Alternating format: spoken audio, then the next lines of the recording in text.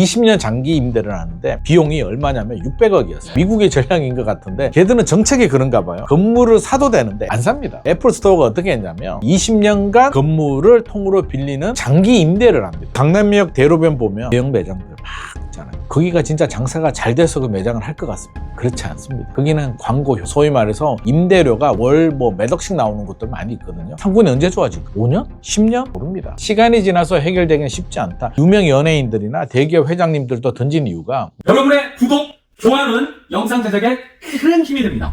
안녕하세요. 안녕하세요. 네, 자기소개 간단하게 부탁드릴게요. 안녕하세요. 기린만 부동산 경제연구소 기린만 소장입니다. 김원 소장님은 워낙 부동산 쪽에서는 유명한 분이셔가지고 대한민국 부동산에 관심이 너무 많은 분들을 위해서 조언을 좀 부탁드리려고 모셨습니다. 요즘 가장 충격적인 얘기 중에 하나가 강남 1층 상가들이 텅텅 비고 있다라는 거거든요. 저도 실제로 강남을 가보면 비어있는 데가 많아요. 왜 이런 겁니까? 강남 같은 경우는 저는 두 가지로 분석을 좀 하고 싶습니다. 하나는 임대료가 너무 비쌉니다. 우리가 생각하는 것 이상으로 임대료만 따져보면 수익률이 안 나옵니다. 우리가 수익형 부동산이라고 하죠. 상가가 대표적인 수익형 부동산인데 상가를 투자할 때는 수익률로 분석을 하거든요. 우리가 부동산 가치를 분석하는 방법은 세 가지가 있습니다. 아파트 같은 경우는 거래 사례 비교법이라고 해서 이제 거래가 되는 거에 따라서 나하고 동이나 층, 면적이 비슷한 물건이 거래가 되면 그게 시세가 되는 거고요. 건물 같은 경우는 땅가, 건물가, 그래서 몇 년 됐느냐 단가 수정을 해서 이제 계산을 합니다. 이걸 원가법이라고 하고, 상가 같은 경우는 수익률로 계산합니다. 한마디로 월세가 잘 나오면 그 상가는 비싸게 나옵니다. 이거를 이제 우리가 수익환원법이라고 하는데, 결국 월세가 중요한데, 월세라는 게 수익률은 그렇게 계산하죠. 투자금 대비 월세가 얼마 나오냐인데, 땅값이 3.3제곱미터당 4억, 10억 뭐 이렇게 부르다 보니까 수익률을 맞추려면 월세를 많이 받아야 되는데, 경기 자체가 옛날처럼 장사가 아주 잘 된 웨이팅이 엄청 긴 그런 집 아니면 대로변에 강남에 좋은 상권이 크게 의미가 없습니다. 강남역 대로변 보면 대형 매장들 막 있잖아요. 거기가 진짜 장사가 잘 돼서 그 매장을 할 것 같습니까? 그렇지 않습니다. 거기는 광고효, 소위 말해서 임대료가 월 몇 억씩 나오는 곳들 많이 있거든요. TV 광고하면 돈 많이 들어가죠. 유동인구가 많기 때문에 광고를 하기 위해서 그 매장을 광고비라 생각하고 손해보더라도 그냥 하는 매장들입니다. 소위 안테나샵. 안테나샵. 대로변이 아닌 곳들은 광고 효과도 별로 없고 수익률도 떨어지고 장사가 안 되다 보니 임대료를 내려줬으면 좋겠는데, 건물주나 상가 주인 입장에서는 본인들도 손해를 보니까 임대료를 내린다는 얘기는 수입환원법에서 가치가 떨어진다는 얘기거든요. 손해본다는 얘기입니다. 내려주면 가치가 떨어지고 내버려두게 되면 공실이 생기는데, 결국에는 공실 전략을 선택을 합니다. 왜 공실 전략을 선택하냐면 임대료 내려주게 되면 가치가 떨어집니다. 공실을 만들게 되면, 예를 들어서 이전 세입자가 1,000만 원 주고 있었는데 700으로 내려달랍니다. 700으로 내리면 내 가치가 떨어진다. 안 내리고 공실이 되면 새로운 임차인이 올 때 할 말은 있잖아요. 원래 1,000만 원짜리요. 새로운 사람한테 주려고 공실로 비워둔 거예요. 라는 전략이 가능하기 때문에 임차료 내리는 것보다 차라리 공실 전략을 선택하고 있는 것 같습니다. 근데 가로수길하면은 옛날에는 워낙 핫한 동네였잖아요. 여기도 공실률이 40%가 넘고, 심지어 테란노는 메인이거든요. 거기도 공실률이 높아지고 있다고 하는데 이것도 사실인가요? 사실이죠. 실제로 좀 심각하긴 합니다. 가로수길이 있고 이면도로가 있는데, 이면도로 쪽은 좀 괜찮은데 가로수길은 힘듭니다. 이유를 좀 살펴보게 되면, 왜 우리가 가로수길 가겠습니까? 가로수길만의 어떤 매력? 내가 다른 데서 보지 못했던 그런 느낌? 그런 걸 찾기 위해서 가는 거잖아요. 근데 최근에 가보게 되면 다 뭐가 있습니까? 올리브영이 있고 스타벅스 있고 대형 샵들이 있는데, 굳이 가로수길 가가지고 올리브영에서 뭐 살 필요가 전혀 없잖아요. 색깔이 사라졌는데 이유를 좀 살펴보게 되면 이유는 있습니다. 처음에 이제 이런 길이 만들어질 때는 수요자들이 늘어나다 보니까 북적북적되고 장사가 잘 됩니다. 주인들은 장사가 좀 잘 되면 잘 되는 것만큼 요 정도 올리고 서로 상생을 해야 되는데, 왜 이렇게 올리느냐? 이유가 있죠. 건물 주인들이 아무 생각 없이 그냥 이렇게 올리진 않습니다. 계기가 있었는데, 가로수길 같은 경우는 망친 주범이 누구냐면 애플입니다. 애플 스토어가 어떻게 했냐면, 걔들은 정책이 그런가 봐요. 건물을 사도 되는데 안 삽니다. 장기 임대를 합니다. 미국의 전략인 것 같은데 20년 장기 임대를 하는데, 20년간 건물을 통으로 빌리는 대가가 비용이 얼마냐면 20년 동안 600억. 글로벌 기업들은 그게 전략인 것 같습니다. 우리는 그냥 안 사. 20년 동안 그냥 렌트 할 거야. 임차인이 그렇게 하겠다는데 누가 말립니까? 20년치를 계약을 하다 보니 기준점이 올라갔죠. 이게 왜 문제가 되냐면, 저 건물이 600억이란다. 월 2,500일에 다음 갱신 때부터 주변이 다 올리기 시작합니다. 그 높은 임대료를 내고 버틸 수가 있겠습니까? 수익성이 안 나오니까 어떻게 돼요? 나갑니다. 나가면 임대료를 맞춰줄 수 있는 업종이 뭐가 있겠습니까? 올리브영인 스타벅스나 이런 대형 기업들이 들어옵니다. 그러면 당장은 건물 건물주 입장에서 좋잖아요. 든든하고 임대료도 나오고 건물 가치도 올라가는데 그게 상권을 죽입니다. 가로수길에 가보니까 스타벅스, 올리브영 우리 동네에 있는 거 다 있는데 내가 거기 가로수길 왜 가냐? 그러면서 이제 색깔을 잃어가게 되고 공실이 생기게 되면 대기업도 굳이 거기 돈을 들여서 할 필요는 없겠죠. 이거를 젠트리피케이션이라고. 그래서 앞으로도 다시 돌아오기는 현실적으로 어렵습니다. 가로수길 같은 경우는 색깔을 잃어버렸다. 그게 가장 큰 문제인 거예요. 테헤란로는 그럼 왜 그래요? 테헤란로도 뭐 비슷하긴 하죠. 높은 임대료가 결국에는 발목을 잡았다. 테헤란로도 임대료가 어마어마하게 비싸기 때문에 돈 잘 버는 기업들이라도 굳이 테헤란로를 고집할 이유는 전혀 없다. 색깔이 없어졌다. 그렇게 보면 될 것 같습니다. 버티면서 공실을 방치할 경우 본인이 투자한 것만큼 얻을 수 있는 가능성이 있을까요? 아니면 결국은 상권은 무너지게 될 수밖에 없을까요? 땅값이 쉽게 떨어지진 않습니다. 우리가 이제 투자를 할 때 대출을 받는데 장사가 안 됩니다. 대출이자 좀 깎아주세요. 말이 안 되잖아요. 실질적으로 대출이자 못 갚습니다. 그걸 버틸 수 있는 능력. 상권이 언제 좋아질까? 5년? 10년? 모릅니다. 시간이 지나서 해결되기는 쉽지 않다.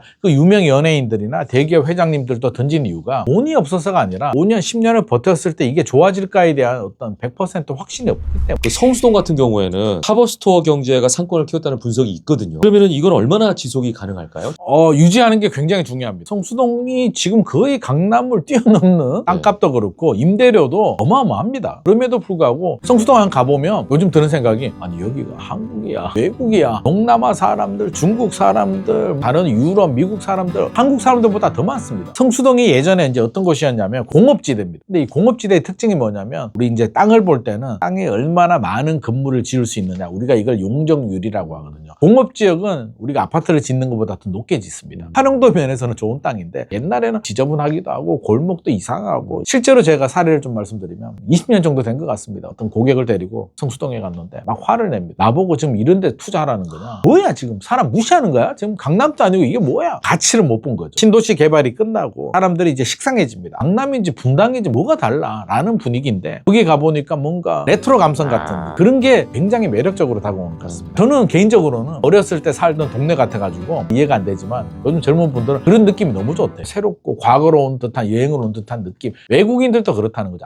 이게 서울의 매력이 과거와 현재가 공존하기 때문에 외국인들은 아마도 성수, 홍대 이런 뭔가 자기 나라에서 느낄 수 없는 한국만의 감성이 있는 곳들을 찾아오니까 이걸 잘 관리한다면 어느 정도까지는 충분히 지금의 상권 유지할 가능성이 높다고 생각합니다. 로데오가 예전에 죽었다가 5년, 10년 만에 다시 살아났거든요. 네네. 이거는 왜 그러는 거예요? 압구정 아파트가 30년간의 흐름을 보게 되면 서울 아파트 평균보다 많이 올랐을까요? 적게 올랐을까요? 평균을 보게 되면 1995년에서 2025년까지의 상승률을 보게 되면 서울 아파트 평균 상승률이 13배입니다. 95년도에 평균이 1억이었는데 지금은 평균이 13억 정도, 약 13배. 압구정은 9배 정도. 오히려 평균보다 낫네요. 95년도에 평균 8억이었는데 지금 평균은 이제 80억 정도 가니까 왜 그런 현상이 발생하느냐? 최근 한 10년간 압구정동이 다시 뜹니다. 재건축 바람이 불면서 압구정을 재평가하게 되면서 저는 상권도 다시 살아나고 있다. 압구정 상권은 앞으로도 좋아질 것 같습니다. 왜? 재건축에서 대한민국 최고의 부촌이 된다면 나 진짜 대한민국 부자 기 한번 느껴봐? 한번 가고 싶잖아요. 그래서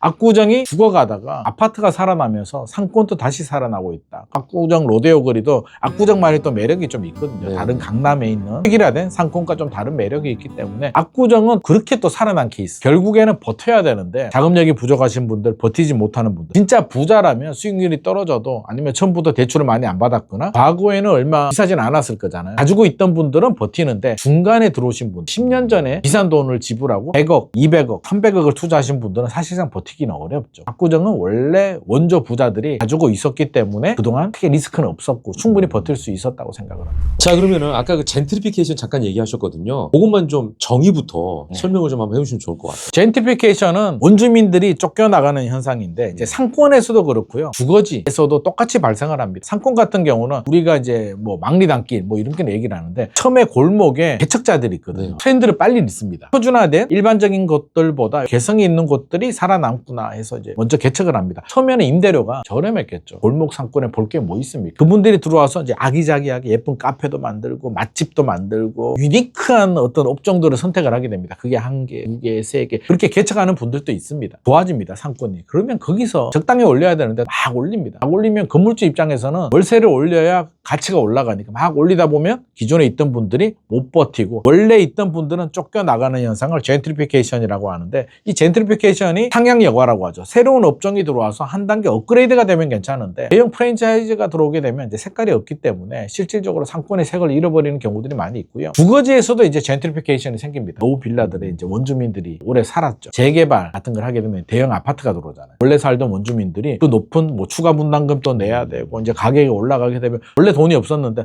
내가 이렇게 비싼 아파트에 깔고 앉아서 뭐해, 팔고 외곽지로 나갑니다. 이것도 또 다른 젠트리피케이션이거든요. 역설적으로 모든 정책은 명과 암이 있거든요. 이걸 막다 보니까 또 재개발이 안 되네. 재개발이 안 되니까 서울에 또 신축 아파트가 부족하네. 이게 끊임없이 맞물려 있기 때문에 젠트리피케이션을 막기도 어렵고 막지 말라고 할 수도 없고 좀 어려운 숙제인 것 같습니다. 여러 가지 상권 분석을 해주셨거든요. 상권에 만약에 내가 투자를 한다고 하면 어떤 요소를 좀 봐야 될까요? 되게 복잡하거든요. 일단 상권이 좀 어렵긴 합니다. 네. 그래서 아파트처럼 따라가면 안 된다. 아파트는 흐름을 타는 겁니다. 지금보다 10년, 15년 후가 올라가 있다는 게 이제 아파트의 개념입니다. 좀 쉽죠. 어떻게 보면. 버티면 됩니다. 근데 상가는 버틴다고 해결이 안 됩니다. 한 번 잘못 투자하게 되면 첫 단추를 잘못 꽂으면 10년 후에도 이게 잘못 꽂아져 있는 게 상가일 가능성이 높습니다. 그러면 일단 우리가 좀 따져봐야 될 게 첫 번째는 이제 배후 수요라고. 내가 투자하려는 상가 주변에 수요가 얼마나 있지? 아파트 500세대가 있으면 예를 들어서 편의점 하나는 먹고 삽니다. 그래서 항상 분석을 할 때는 반경 1km 내에 아파트가 몇 세대가 있느냐, 수요를 좀 분석할 필요가 있을 것 같고요. 두 번째는 수요가 있는데 상가로 사람이 안 오면 아무리 1000세대 아파트가 있어도 이건 안 되죠. 사람들이 이동하는 흐름을 좀 따져봐야 됩니다. 동선을 좀 따져봐야 되는데 어디로 움직일까에 대해서 지도를 보고 현장에 가서 봅니다. 투자하려는 상가가 좀 저렴하긴 한데 사람들이 안 다니는 길이네? 이거 안 됩니다. 우리가 보통 8차선 도로는 단절이라고 하거든요. 잘 안 건너고 싶잖아요. 그렇죠. 육교 있으면 포기합니다. 네. 이걸 상권 단절입니다. 그래서 단절 요소들도 따져봐야 되겠죠. 세 번째 포인트는 좋은 것 같아. 근데 사람들이 막